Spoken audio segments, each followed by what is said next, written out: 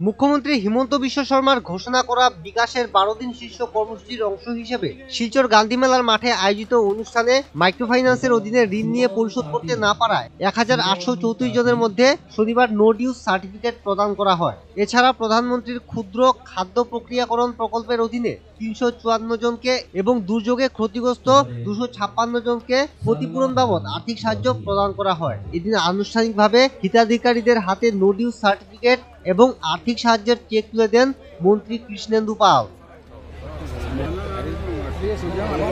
এবারে মঞ্চে ডেকে দেব ঝুমা বেগম লস্কর। ঝুমা বেগম লস্কর।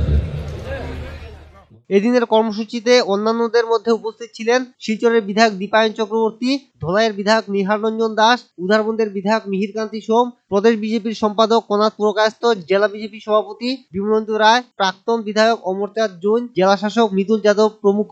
এই যে মাইক্রো ফাইন্যান্স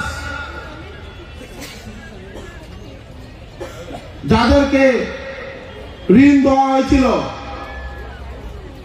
এই কোভিড মহামারীর সময় ওনারা ঋণ ঘুরিয়ে দিতে পারেন না। মাইক্রো ফাইন্যান্সেররা ঘরে গিয়ে যে সময় তাগদা দিচ্ছিল ওনারা খাওয়ার ব্যবস্থা নেই, ঋণ কোথা থেকে ঘুরিয়ে দেবে। তখন এই 2019-20 ইংরাজিতে